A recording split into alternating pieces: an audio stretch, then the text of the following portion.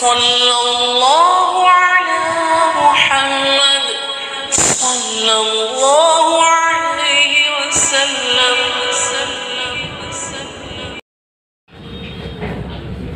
بسم اللہ الرحمن الرحیم. نحمدہ ونصلی علی رسولہ الکریم. اما بعد. واجب الاحترام بزرگوں اور دینی بھائیوں، گزشتہ ہفتے آپ حضرات کے سامنے فرقہ رضا خانی کے تعلق سے چند باتیں عرض کی گئی تھی، اور اسی گفتگو میں ایک واقعہ حضرت مولانا محمد امین صفدر کانوی رحمۃ اللہ علیہ کا سنایا کہ ایک بریلوی عالم سے ان کا بحث مباحثہ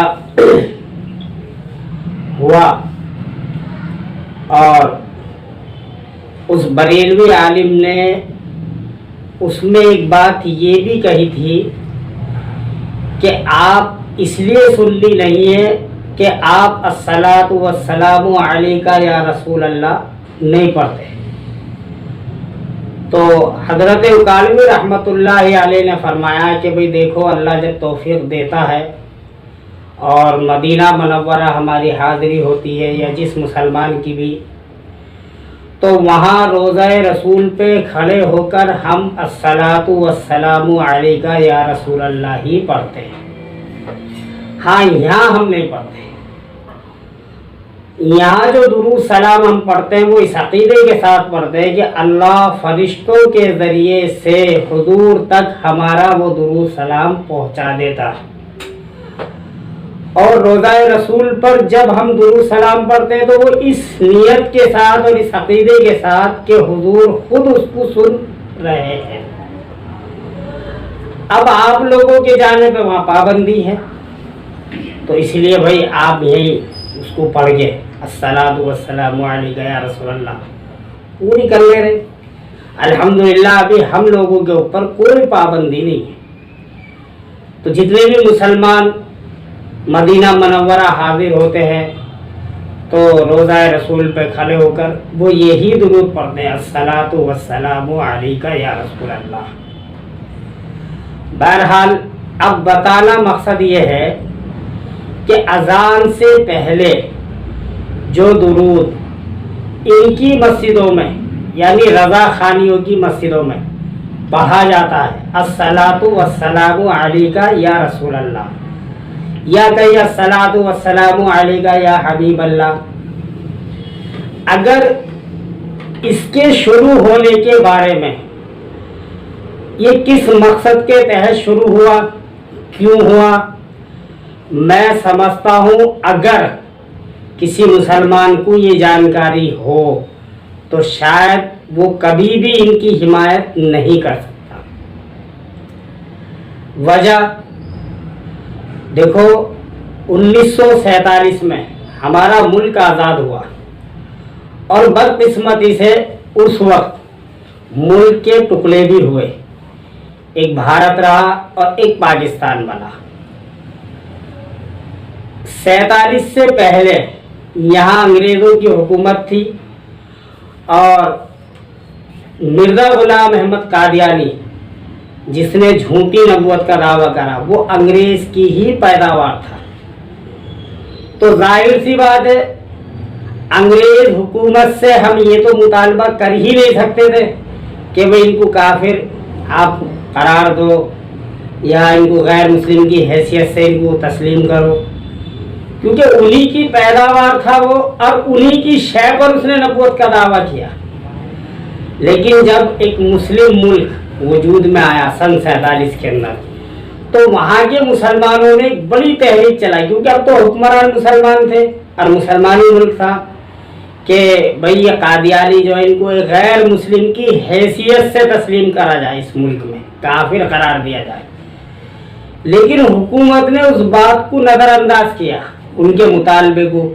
پھر وہاں ایک تحریک چلی اور زبردست طریقے سے چلی، اور تقریباً 5-6 سال کے بعد اس تحریک نے ایک خونی شکل اختیار کر لی. یعنی 1953 میں اور کئی ہزار مسلمان لڑکے شہید ہوئے اس تحریک میں، کئی ہزار لڑکے۔ اس کے باوجود حکومت اس تحریک کو کچلنے میں ناکام ہو گئی، اس تحریک کو ختم نہیں کر سکی، اور حکومت جو بھی طاقت لگا سکتی تھی وہ سب لگائی، لیکن وہ حکومت اس تحریک کو کچل نہیں سکی، بند نہیں کر سکی۔ حالانکہ بڑے بڑے علماء، ہمارے قائدین جیل بھی گئے، حتیٰ کہ شہید بھی ہوئے، اور جو ظلم حکومت ان پہ کر سکتی وہ سب ہوا۔ اس وقت حکومت کا ایک وزیر تھا جو مذہباً شیعہ تھا، مذہب سے، تو وہ ملاقات کے لیے جاتا ہے فیصل آباد، پاکستان کا ایک شہر ہے فیصل آباد، اور وہاں ان رضا خانیوں کا ایک بڑا مدرسہ ہے جامعہ رضویہ، اس کے ذمہ دار تھے مولوی سردار علی صاحب اس وقت۔ تو یہ شیعہ وزیر مولوی سردار علی سے جا کر ملا، اور اس نے حکومت کی بے بسی مولوی صاحب کے سامنے رکھی کہ دیکھو ملک کا ماحول خراب ہو گیا، ملک میں افراتفری پھیل گئی، اور دکانیں جل گئی، بستیاں جل گئی، اور ہزاروں لڑکے مارے گئے، ہزاروں لوگ بے قصور اپنی جانوں سے ہاتھ دھو بیٹھے۔ اس کے باوجود ہم اس تحریک کو کچلنے میں ناکام ہو گئے۔ تو مولوی سردار علی صاحب نے فرمایا کہ وزیر صاحب ایسے وقت میں ہمیں یاد کیا کرو، آپ تحریک کو کس طرح کچلنا ہے، کس طرح ختم کرنا ہے، یہ تو ہمارا فن ہے، آپ نے جو اتنی محنت وہ بیکار ہے۔ تو وزیر نے بہت اچھا، آپ کوشش کریں۔ تو غالباً ظہر کی نماز کے بعد یہ گفتگو مولوی سردار علی اور اس شیعہ وزیر کے بیچ میں ہوئی، اور عصر کی نماز سے پہلے اپنی مسجد کے مؤذن کو بلا کے مولوی سردار علی صاحب نے حکم دیا کہ جب آپ اذان پڑھیں گے تو اذان پڑھنے سے پہلے آپ کو بلند آواز سے الصلاۃ والسلام علیک یا رسول اللہ پڑھنا ہے۔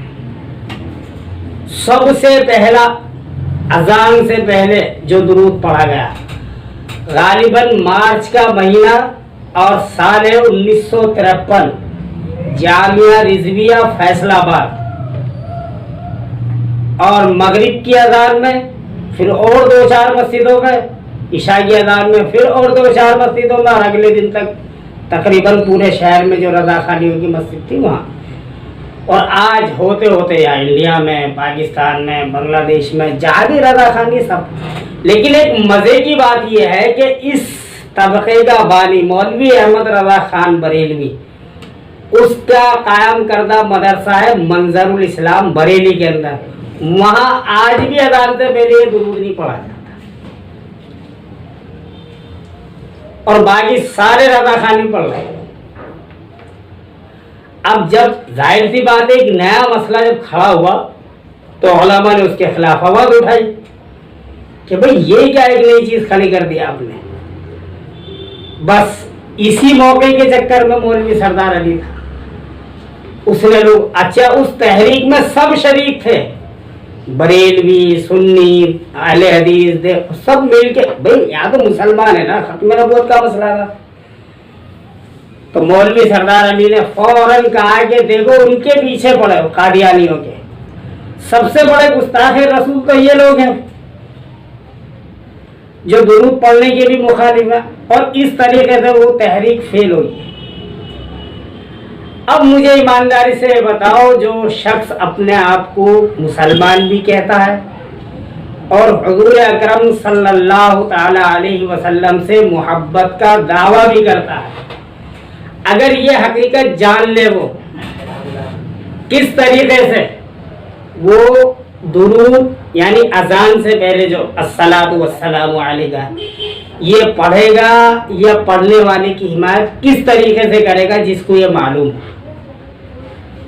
تو اس درود شریف کو جو شروع کرا گیا تھا وہ قادیانیوں کی جان بچانے کے لیے شروع کیا گیا،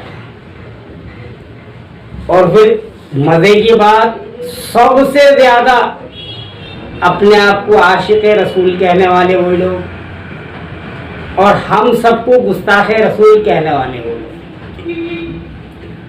دیکھو دنیا کا ایک اصول ہے, اللہ نہ کرے آپ کے اندر کوئی عیب ہے, کوئی برائی ہے, اور آپ یہ چاہتے ہیں کہ اس عیب کو کوئی سامنے والا ذکر نہ کرے, اس برائی کو کوئی بیان نہ کرے, تو اس کا ایک ہی طریقہ ہے, آپ کی زبان چنٹ ہونی چاہیے, اور وہی عیب آپ کسی اور کے ذمہ لگا دیں. یعنی جو عیب آپ کے اندر ہے اس عیب کو آپ کسی اور کے ذمہ لگا دیں, ختم مسئلہ. مثلا کوئی بستی تھی, کوئی علاقہ تھا, تو وہاں پوری بستی کے لوگوں کا اتفاق تھا ایک بات کو لے کر کہ بھئی جو شخص بھی کانا ہوگا, کانا سمجھتے نا, ایک آنکھ والا, بس یہ دلیل ہے کہ یہ ایک نمبر کا نہیں ہے, یعنی حلال کا نہیں ہے, ایک باپ کی اولاد نہیں ہے, حرامی ہے. حالانکہ یہ کوئی بات نہیں, ان کا آپس کا اتفاق تھا. اب کوئی کانا آدمی بیچارہ ادھر سے گزرتا تو اس بستی کے لوگ دیکھ کے ادھر شور مچاتے, ارے حرامی حرامی حرامی. اب اتفاق سے ایک کانے آدمی کو اس بستی میں کوئی کام تھا, اسے جانا تھا, اور اسے یہ معلوم بھی تھا کہ اس بستی کے لوگوں کا یہ اتفاق ہے کہ وہ کانے آدمی کو حرامی سمجھتے ہیں. لیکن اس نے بھی ایک ترکیب سوچی اور پہنچا, اور اس بستی کا جو پہلا آدمی اس کے سامنے پڑا, اس نے چھوٹ دے اسے کہا, اور بھئی حرامی کیا حال ہے. اب وہ آدمی پریشان, یار حرامی یہ خودر کہہ رہا ہمیں, حرامی یہ خودر کہہ رہا ہمیں. بس یہی حال ان رضا خانیوں کا ہے. نبی کی شان میں گستاخی انہوں نے کی اور آج تک کر رہے, اور ذمہ ڈال دیا علماء دیوبند. الحمدللہ علماء دیوبند کا عشق رسول ساری دنیا کے سامنے جگ ظاہر ہے, کوئی ڈھگا چھپا نہیں ہے. دیوبندیوں کا, علماء دیوبند کا عشق رسول ساری دنیا کے سامنے ہے, اور عشق رسول میں جتنی قربانیاں اس موجودہ دور کے اندر, یعنی اس 100-150 سال کے پیریڈ میں جتنی اکابرین علماء دیوبند کی اور دیوبندیوں کی, یہ کسی کی نہیں ہے. اور رہا سوال درود پڑھنے کا, تو آج بھی اگر کوئی شخص ایمانداری کے ساتھ تھوڑا سا غور کر لے, فکر کر لے اور سروے کر لے, تو سب سے زیادہ درود دیوبندی پڑھتے ہیں, سب سے زیادہ. آج بھی ایک مثال کے طور پہ انڈیا میں ہزاروں مدرسے ہیں, ہزاروں, شاید لاکھ کے اوپر نہ, لیکن ہزاروں تو ہیں. ان ہزاروں مدرسوں میں رضا خانیوں کے بھی ہیں, غیر مقلدوں کے بھی ہیں, شیعوں کے بھی ہیں, جماعت, لیکن اس پر سب متفق ہیں کہ سب سے زیادہ مدرسے اور سب سے بڑے بڑے مدرسے دیوبندیوں کے. اس بات سے کوئی انکار نہیں کرتا. سب سے زیادہ مدرسے اور بڑے بڑے مدرسے, ایسے تو ہزاروں مدرسے آپ کو مل جائیں گے جہاں 1000 1500 بچے ہیں ہاسٹل میں, اور خود دارالعلوم دیوبند الحمدللہ 6,500 طلبہ, صرف حدیث کی کلاس میں 1100-1200 کے قریب طلبہ ہیں. اب میں بالکل آسانی کے ساتھ آپ لوگوں کو یہ بتانا چاہ رہا ہوں, دیکھو 6 کتابیں حدیث کی کلاس میں پڑھی جا رہی, اور ایک گھنٹہ بھی اگر ساری کتابوں کا پکڑ لو, ساری کتابوں کا, حالانکہ کوئی 1.5 گھنٹے بھی پڑھی جاتی, کسی میں 1.25 گھنٹہ بھی ہو جاتا, لیکن آپ منیمم ایک گھنٹہ بھی اگر پکڑیں گے تو 6 گھنٹے, 6 کتابوں کے 6 گھنٹے. ایک صفحے میں کتنی مرتبہ حضور اکرم صلی اللہ علیہ وسلم کا نام آ رہا ہے, اور وہ جو 1100-1200 طلبہ بیٹھے ہوئے وہ سب کہہ رہے صلی اللہ علیہ وسلم. اب آپ اندازہ کر لیں 1100, 1150, 1200 بچے, یہ صرف ایک مدرسے کی مثال دے رہا ہوں. اب وہ تمام 1000 سے اوپر طلبہ ایک ساتھ بولتے صلی اللہ علیہ وسلم، اور اس 1 گھنٹے کے سبق میں 20 مرتبہ 30 مرتبہ کئی مرتبہ آ جاتا۔ اب بولو درود کہاں پڑھا جا رہا تھا؟ اس کے باوجود الزام یہ کہ ہم درود کے مخالف ہیں۔ ہاں سچی بات جو ہے وہ یہ بتاتے ہیں بھائی ہم درود کے مخالف نہیں، فاتحہ کے مخالف نہیں، تمہارا بنایا ہوا جو طریقہ ہے، تمہارا بنایا ہوا جو وقت ہے اس کے ہم مخالف ہیں۔ آپ کے طریقے کو اور آپ کے وقت کو ہم نہیں مانتے۔ جہاں ہمیں درود پڑھنے کا حکم ملا وہاں پڑھیں گے، جس انداز میں ملا، جس طرح ملا اس طرح پڑھیں گے۔ نماز میں بیٹھ کے پڑھنا سنت ہے، بیٹھ کے پڑھیں گے۔ جنازے میں کھڑے ہو کے پڑھنا سنت ہے، کھڑے ہو کے پڑھیں گے۔ باقی جو حضرات کسی سے بیٹھ ہے، ان کے شیخ نے انہیں 3 تسبیح یا 6 تسبیح یا 1 تسبیح درود پڑھنے کے لیے جو بتا رکھا، وہ بیٹھ کے پڑھنے، چلتے پھرتے پڑھنا، اجتماعیت کی شکل میں نہیں۔ ہاں تعلیم کی نیت سے پڑھا جا سکتا، کوئی حرج نہیں، سکھانے کی نیت سے، تعلیم کی نیت سے۔ اب فرض نماز ہے تو جو اس کا طریقہ پڑھنے کا وہی، لیکن مدرسوں میں جو بچوں کو سکھائی جاتی ہے تو وہ پریکٹیکل نماز پڑھائی جاتی ہے، لیکن وہ نماز نہیں ہوتی، ان کو سکھایا جا رہا ہے۔ ایسے ہاتھ باندھنا ہے، پھر ثنا پڑھنا ہے، پھر اعوذ باللہ بسم اللہ پڑھنا۔ تو اجتماعیت کی شکل میں اگر تعلیم کی نیت سے پڑھا جائے تو کوئی حرج نہیں ہے، ورنہ ذکر کرنا ہے انفرادی طور پہ۔ تو اس لیے آپ مطلب مایوس نہ ہوا کریں کہ ہم لوگ درود کم پڑھتے ہیں، وہ زیادہ پڑھتے ہیں، وہ پڑھتے ہی نہیں ہیں، یاد رکھو پڑھتے ہی نہیں ہیں۔ جانے رحمت پہ لاکھوں سلام، یہ درود ہے؟ چلو مجھے بتاؤ ایمانداری سے، ایک نعت ہے اور وہ جمعے کے دن فجر کی نماز کے بعد، جمعے کی نماز کے بعد اس کو پڑھ رہے، جانے رحمت پہ لاکھوں سلام۔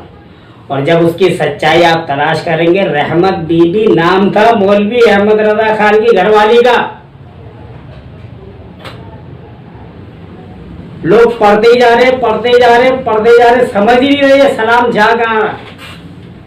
تو رضا خانیوں کی اماں کے لیے پڑھا جا رہا، جانے رحمت پہ لاکھوں سلام۔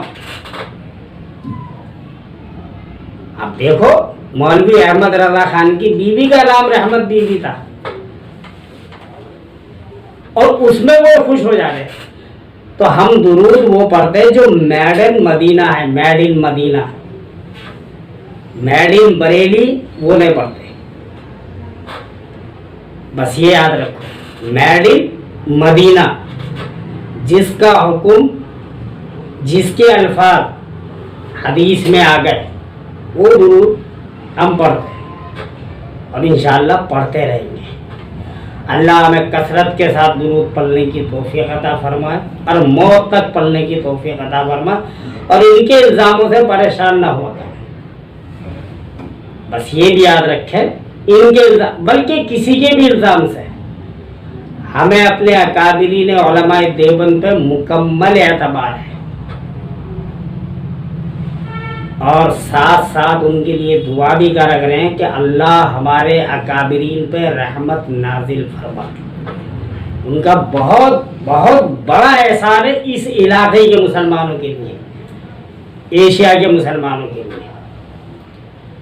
اور کسی نے ایک سوال کرا حضرت مفتی زروالی خان صاحب رحمۃ اللہ علیہ سے کہ جی دارالعلوم دیوبند اتنا بڑا مدرسہ ہے مسلمانوں کا، ملک تقسیم ہوا اور اس حساب سے ہوا کہ دارالعلوم دیوبند بھارت کے اندر رہ گیا، حالانکہ جتنا بڑا وہ ادارہ اسے تو پاکستان میں ہونا چاہیے تھا۔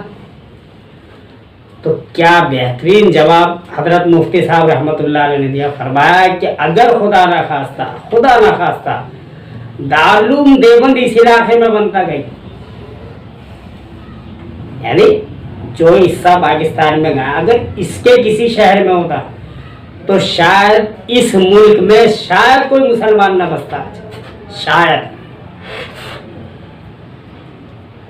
اور ابھی 2010 یا 11 میں امام ابراہیم الشریم جب انڈیا کے دورے پہ آئے تو انہوں نے اپنی تقریر میں ایک بات یہ بھی کہی تھی، اور بڑے مطلب ایک غور و فکر کی بات ہے، خاص طور سے اس علاقے میں رہنے والے مسلمانوں کے لیے۔ انہوں نے کہا کہ دیکھو، اسلام زندہ ہوا اس علاقے کے اندر یا پھلا پھولا ہے، اس کی ایک سب سے بڑی وجہ اللہ نے دارالعلوم دیوبند کو بنایا۔ اگر دین کے نام پہ کہیں لوگ جمع ہوں اس علاقے سے مراد یعنی یہ ایشیا کا علاقہ، اور وہاں دارالعلوم دیوبند کا ذکر یعنی دین کے نام پہ جمع ہو اور مجمع ہو اور دارالعلوم دیوبند کا تذکرہ نہ ہو، تو امام حرم نے فرمایا کہ یہ احسان فراموشی ہوگی، احسان فراموشی ہوگی، کیونکہ دارالعلوم کو اللہ نے اس علاقے کے اندر اسلام کے پھیلنے اور پھلنے کا ذریعہ بنایا۔ تو فخر سے کہا کرو ہم دیوبندی بھی ہیں، اور اس پر اللہ کا شکر بھی ادا کرو کہ اللہ نے ہمیں علماء دیوبند سے وابستہ کرا اور علماء دیوبند سے جوڑا۔ انشاءاللہ اللہ نے چاہا تو اسی تعلق سے آئندہ ہفتے بات ہوگی، اللہ نے چاہا تو۔ باقی دعوانا الحمدللہ۔ صلی اللہ